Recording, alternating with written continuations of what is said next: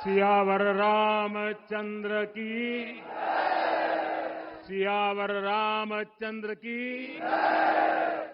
जय सिया राम। उत्तर प्रदेश की राज्यपाल आनंदीबेन पटेल,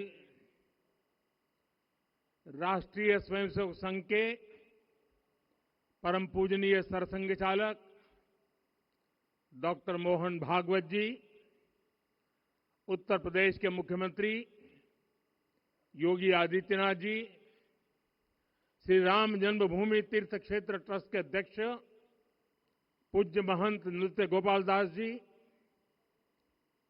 पूज्य संत समाज,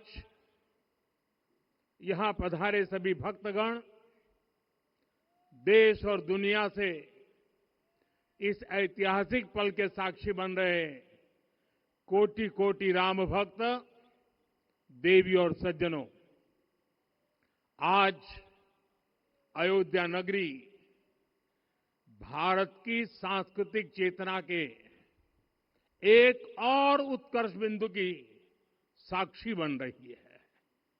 आज संपूर्ण भारत, संपूर्ण विश्व राममय है।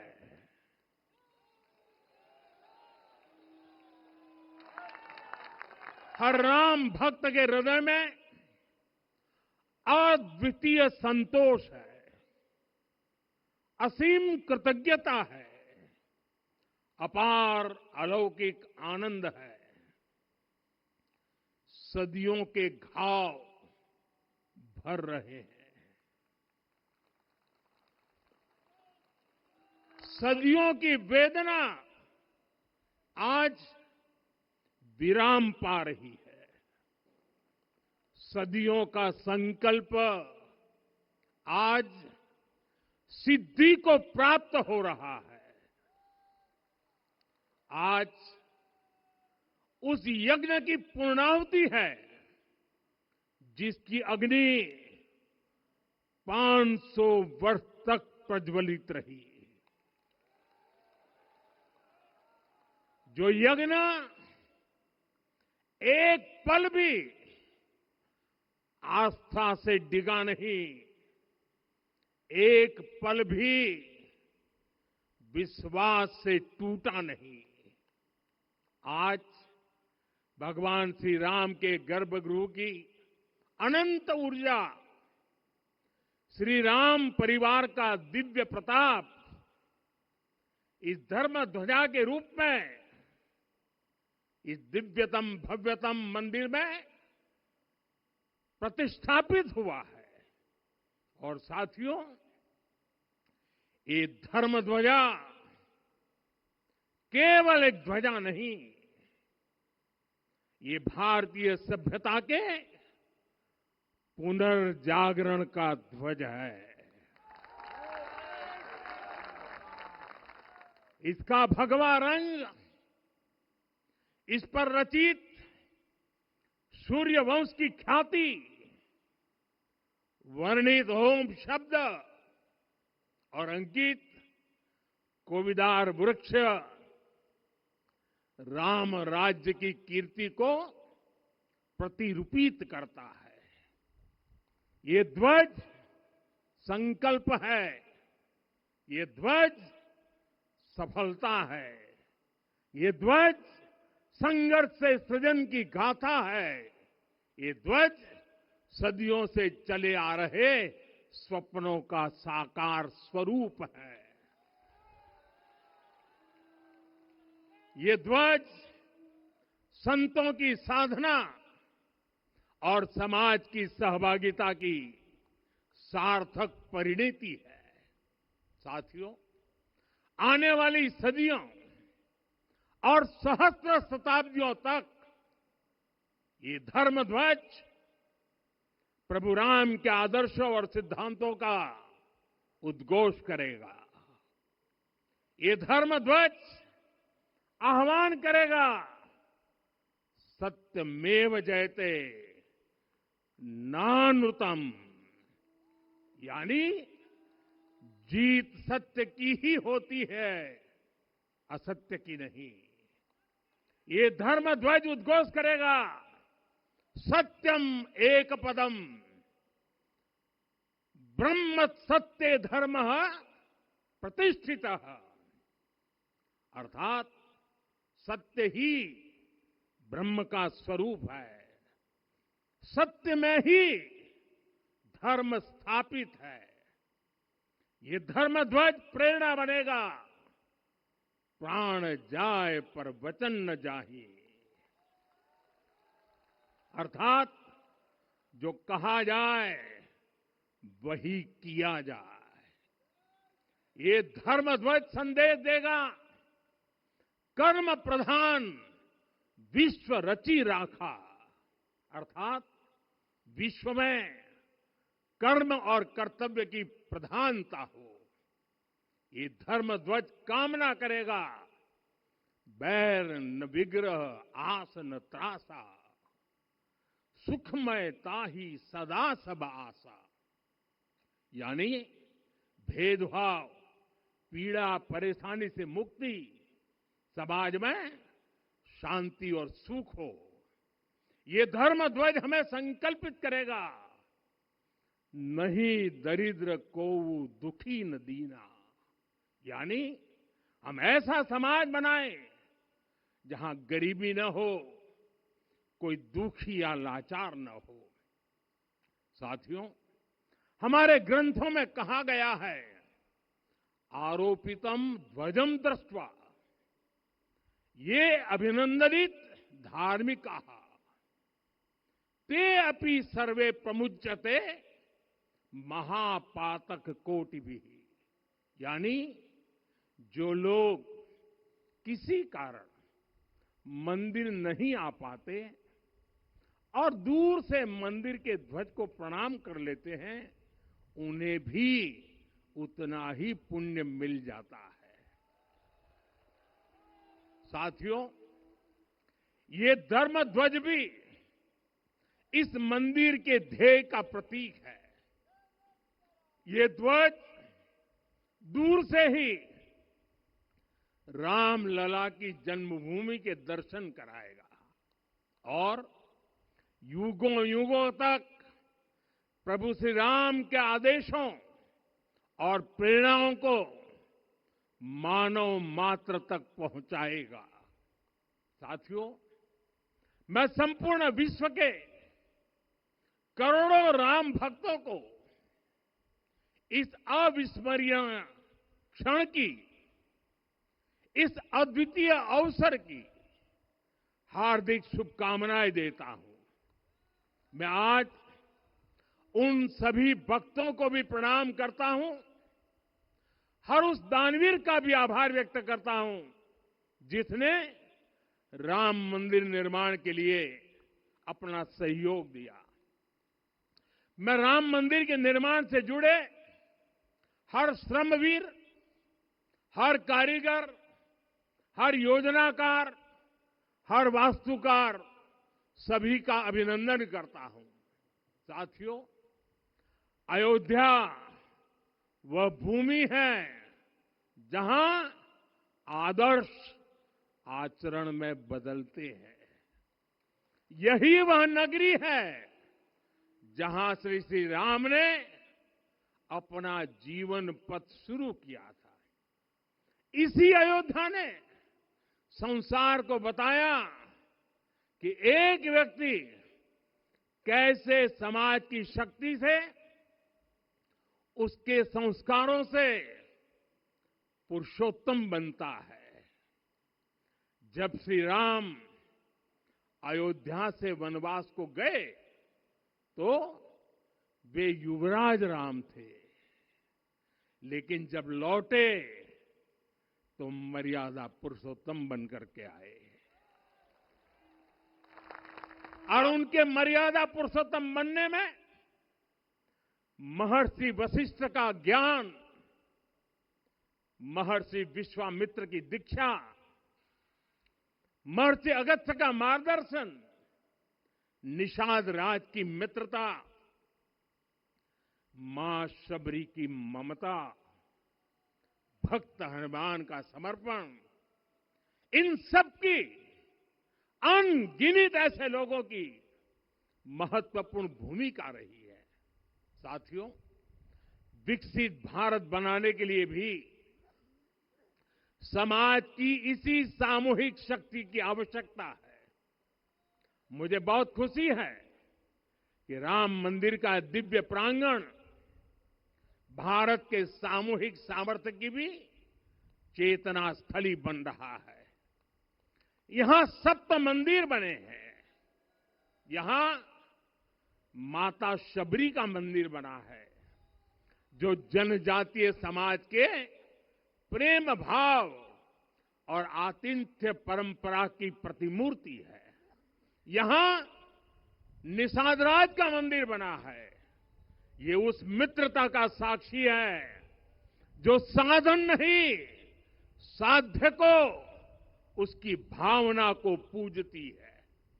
यहां एक ही स्थान पर माता अहिल्या है, महर्षि वाल्मीकि है, महर्षि वशिष्ठ है, महर्षि विश्वामित्र है, महर्षि अगस्त्य है और संत तुलसीदास है।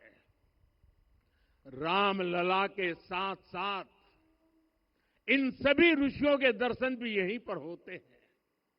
यहां जटायु जी और गिलहरी की मूर्तियां भी है, जो बड़े संकल्पों की सिद्धि के लिए हर छोटे से छोटे प्रयास के महत्व को दिखाती है।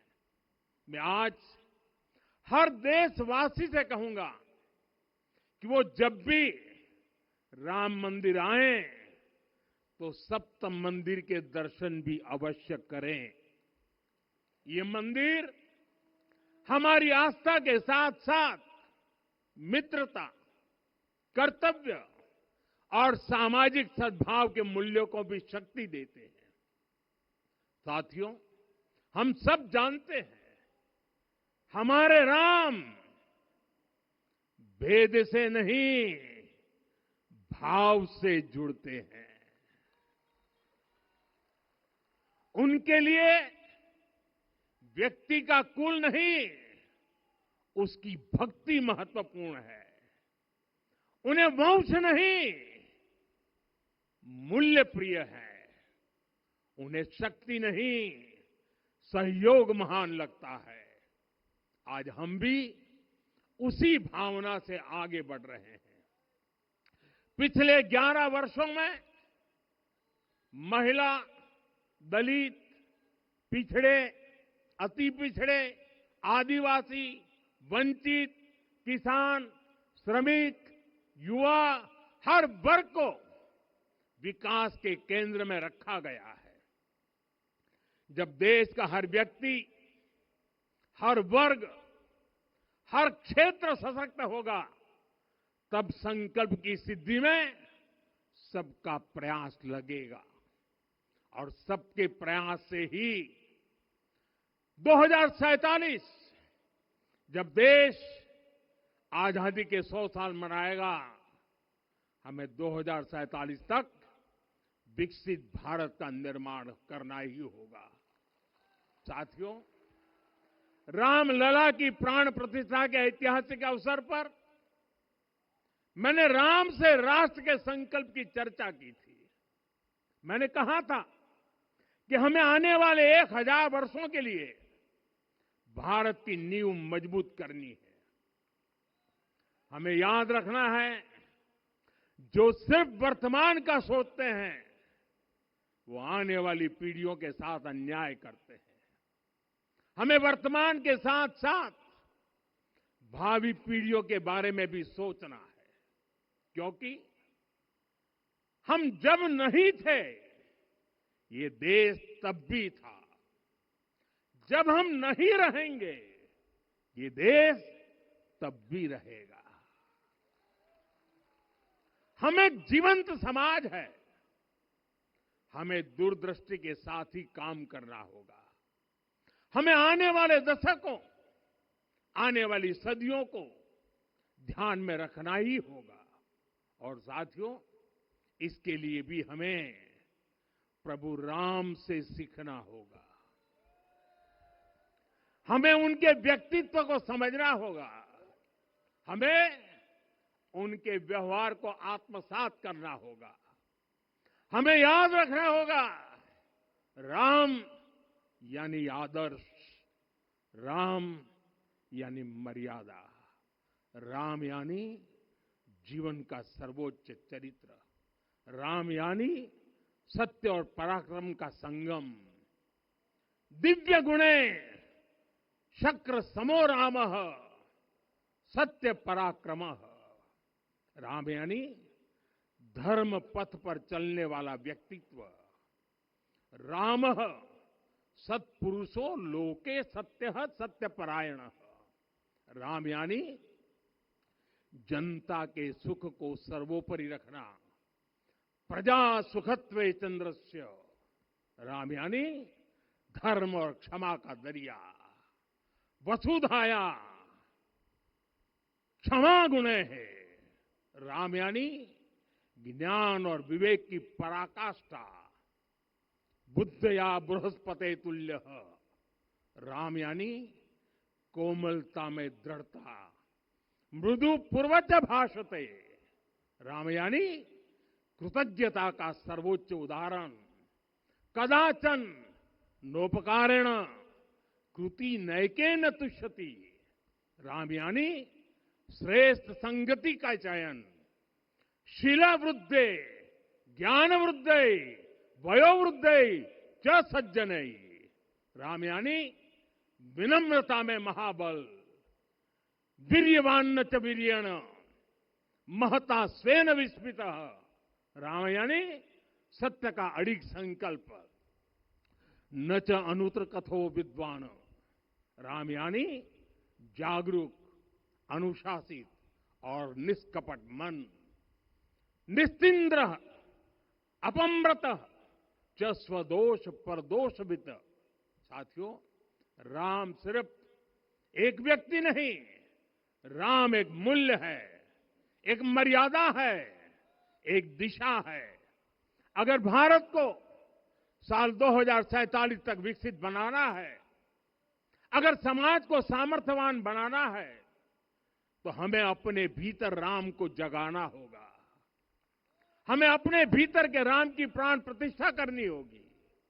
और इस संकल्प के लिए आज से बेहतर दिन और क्या हो सकता है। साथियों, 25 नवंबर का यह ऐतिहासिक दिन अपनी विरासत पर गर्व का एक और अद्भुत क्षण लेकर आया है। इसकी वजह है धर्म ध्वजा पर अंकित कोविदार वृक्ष। ये कोविदार वृक्ष इस बात का उदाहरण है कि जब हम अपनी जड़ों से कट जाते हैं तो हमारा वैभव इतिहास के पन्नों में दब जाता है। साथियों, जब भरत अपनी सेना के साथ चित्रकूट पहुंचे तो लक्ष्मण ने दूर से ही अयोध्या की सेना को पहचान लिया। ये कैसे हुआ? इसका वर्णन वाल्मीकि जी ने किया है। और वाल्मीकि जी ने क्या वर्णन किया है? उन्होंने कहा है, विराजित उद्गत स्कंधम कोविदार ध्वजः रथे।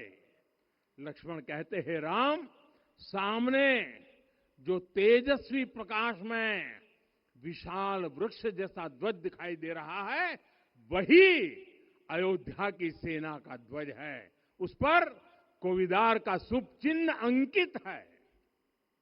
साथियों, आज जब राम मंदिर के प्रांगण में कोविदार फिर से प्रतिष्ठित हो रहा है, यह केवल एक वृक्ष की वापसी नहीं है, यह हमारी स्मृति की वापसी है, हमारी अस्मिता का पुनर्जागरण है, हमारी स्वाभिमानी सभ्यता का पुनः उद्घोष है।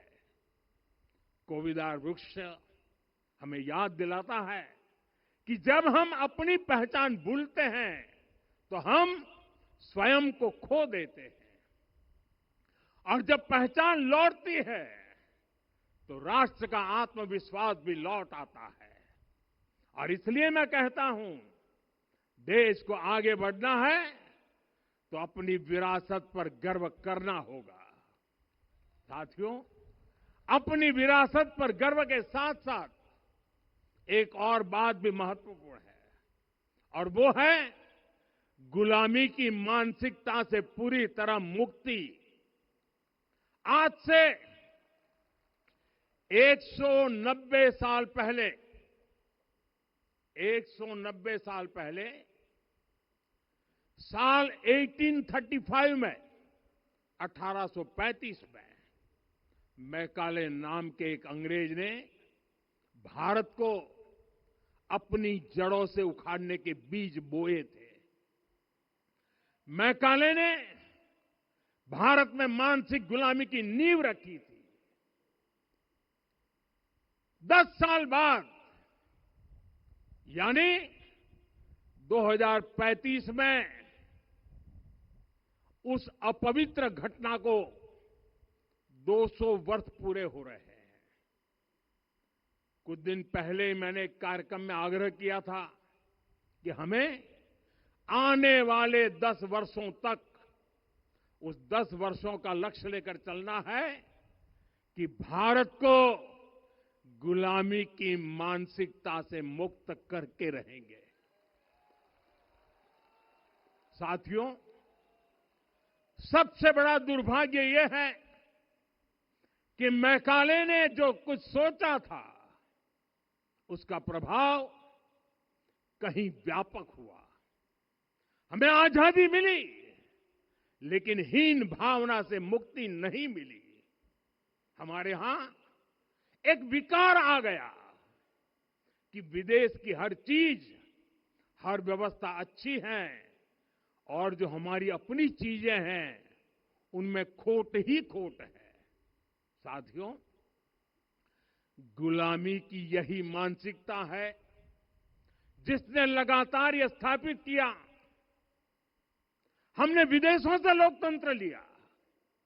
कहा गया कि हमारा संविधान भी विदेश से प्रेरित है, जबकि सच ये है कि भारत लोकतंत्र की जननी है, मदर ऑफ डेमोक्रेसी है। लोकतंत्र हमारे डीएनए में है। साथियों, अगर आप तमिलनाडु जाएंगे तो तमिलनाडु के उत्तरी हिस्से में उत्तीरमेरूर गांव है। वहां हजारों वर्ष पहले का एक शिलालेख है।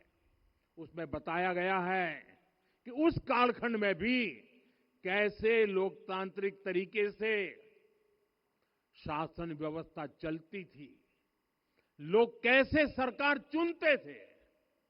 लेकिन हमारे यहां तो मैग्ना कार्टा की प्रशंसा का ही चलन रहा। हमारे यहां भगवान बसवन्ना, उनके अनुभव मंटपा की जानकारी भी सीमित रखी गई। अनुभव मंटपा यानी जहां सामाजिक, धार्मिक और आर्थिक विषयों पर सार्वजनिक बहस होती थी, जहां सामूहिक सहमति से निर्णय लिए जाते थे। लेकिन गुलामी की मानसिकता के कारण इस भारत की कितनी ही पीढ़ियों को इस जानकारी से भी वंचित रखा गया। साथियों, हमारी व्यवस्था के हर कोने में गुलामी की इस मानसिकता ने डेरा डाला हुआ था। अब याद करिए, भारतीय नौसेना का ध्वज सदियों तक उस ध्वज पर ऐसे प्रतीक बने रहे जिनका हमारी सभ्यता, हमारी शक्ति, हमारी विरासत से कोई संबंध नहीं था। अब हमने नौसेना के ध्वज से गुलामी के हर प्रतीक को हटाया है। हमने छत्रपति शिवाजी महाराज की विरासत को स्थापित किया है। और ये सिर्फ एक डिजाइन में बदलाव नहीं हुआ, ये मानसिकता बदलने का क्षण था।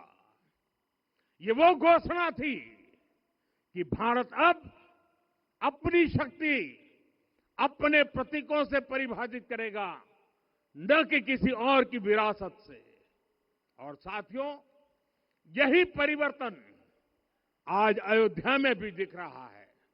साथियों, ये गुलामी की मानसिकता ही है जिसने इतने वर्षों तक रामत्व को नकारा है। भगवान राम अपने आप में एक वैल्यू सिस्टम है। ओरछा के राजा राम से लेकर रामेश्वरम के भक्त राम तक और शबरी के प्रभु राम से लेकर मिथिला के पाहुन राम जी तक भारत के हर घर में, हर भारतीय के मन में और भारतवर्ष के हर कण कण में राम है। लेकिन गुलामी की मानसिकता इतनी हावी हो गई कि प्रभु राम को भी काल्पनिक घोषित किया जाने लगा। साथियों, अगर हम ठान ले अगले 10 साल में मानसिक गुलामी से पूरी तरह मुक्ति पा लेंगे और तब जाकर के ऐसी ज्वाला प्रज्वलित होगी, ऐसा आत्मविश्वास बढ़ेगा कि 2047 तक विकसित भारत का सपना पूरा होने से भारत को कोई रोक नहीं पाएगा। आने वाले 1000 वर्ष के लिए भारत की नींव तभी सशक्त होगी जब मैकाले की गुलामी के प्रोजेक्ट को हम अगले 10 साल में पूरी तरह ध्वस्त करके दिखा देंगे। साथियों, अयोध्या धाम में रामलला का मंदिर परिसर भव्य से भव्यतम हो रहा है और साथ ही अयोध्या को संवारने का काम लगातार जारी है। आज अयोध्या फिर से वह नगरी बन रही है जो दुनिया के लिए उदाहरण बनेगी।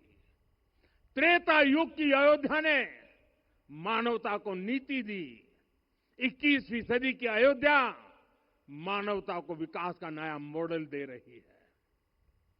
तब अयोध्या मर्यादा का केंद्र थी, अब अयोध्या विकसित भारत का मेरुदंड बनकर उभर रही है।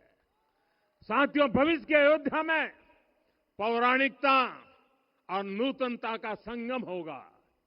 सरयू जी की अमृत धारा और विकास की धारा एक साथ बहेगी। यहां आध्यात्म और आर्टिफिशियल इंटेलिजेंस दोनों का तालमेल दिखेगा। राम पथ, भक्ति पथ और जन्मभूमि पथ से नई अयोध्या के दर्शन होते हैं। अयोध्या में भव्य एयरपोर्ट है। अयोध्या में आज शानदार रेलवे स्टेशन है। वंदे भारत और अमृत भारत एक्सप्रेस जैसी ट्रेनें अयोध्या को बाकी देश से जोड़ रही हैं। अयोध्या वासियों को सुविधाएं मिले, उनके जीवन में समृद्धि आए, इसके लिए निरंतर काम चल रहा है। साथियों, जब से प्राण प्रतिष्ठा हुई है तब से लेकर आज तक करीब 45 करोड़ श्रद्धालु यहां दर्शन के लिए आ चुके हैं। ये वो पवित्र भूमि है जहां 45 करोड़ लोगों के चरण रज पड़े हैं और इससे अयोध्या और आसपास के लोगों की आय में आर्थिक परिवर्तन आया है, वृद्धि हुई है। कभी अयोध्या विकास के पैमानों में बहुत पीछे थी, आज अयोध्या नगरी यूपी के अग्रणी शहरों में से एक बन रही है। साथियों, 21वीं सदी का आने वाला समय बहुत महत्वपूर्ण है। आजादी के बाद के 70 साल में भारत विश्व की 11वीं सबसे बड़ी अर्थव्यवस्था बना। 70 साल में 11वीं। लेकिन पिछले 11 साल में ही भारत विश्व की 5वीं सबसे बड़ी अर्थव्यवस्था बन चुका है। और वो दिन दूर नहीं जब भारत विश्व की 3री सबसे बड़ी अर्थव्यवस्था भी बन जाएगा। आने वाला समय नए अवसरों का है, नई संभावनाओं का है और इस अहम कालखंड में भी भगवान राम के विचार ही हमारी प्रेरणा बनेंगे। जब श्री राम के सामने रावण विजय जैसा विशाल लक्ष्य था, तब उन्होंने कहा था, सौरज धीरज ते ही रथ चाका, सत्यशील दृढ़ ध्वज पताका। बल विवेक दम परहित गोरे, क्षमा कृपा समता रजु जोरे। यानी रावण पर विजय पाने के लिए जो रथ चाहिए, शौर्य और धैर्य उसके पहिए हैं, उसकी ध्वजा सत्य और अच्छे आचरण की है, बल विवेक संयम और परोपकार इस रथ के घोड़े हैं। लगाम के रूप में क्षमा दया और समता है जो रथ को सही दिशा में रखते हैं। साथियों, विकसित भारत की यात्रा को गति देने के लिए ऐसा ही रथ चाहिए, ऐसा रथ जिसके पहिए शौर्य और धैर्य हो, यानी चुनौतियों से टकराने का साहस भी हो और परिणाम आने तक दृढ़ता से डटे रहने का धैर्य भी हो। ऐसा रथ जिसकी ध्वजा सत्य और सर्वोच्च आचरण हो, यानी नीति नियत और नैतिकता से समझौता कभी न हो। ऐसा रथ जिसके घोड़े बल विवेक संयम और परोपकार हो, यानी शक्ति भी हो बुद्धि भी हो अनुशासन भी हो और दूसरों के हित का भाव भी हो। ऐसा रथ जिसकी लगाम क्षमा करुणा और संभाव हो, यानी जहां सफलता का अहंकार नहीं और असफलता में भी दूसरों के प्रति सम्मान बना रहे। और इसलिए मैं आदरपूर्वक कहता हूं, ये पल कंधे से कंधा मिलाने का है, ये पल गति बढ़ाने का है। हमें वो भारत बनाना है जो राम राज्य से प्रेरित हो, और ये तभी संभव है जब स्वयं हित से पहले देश हित होगा, जब राष्ट्रहित सर्वोपरि रहेगा। एक बार फिर आप सभी को बहुत बहुत शुभकामनाएं देता हूं। जय सिया राम, जय सिया राम, जय सिया राम।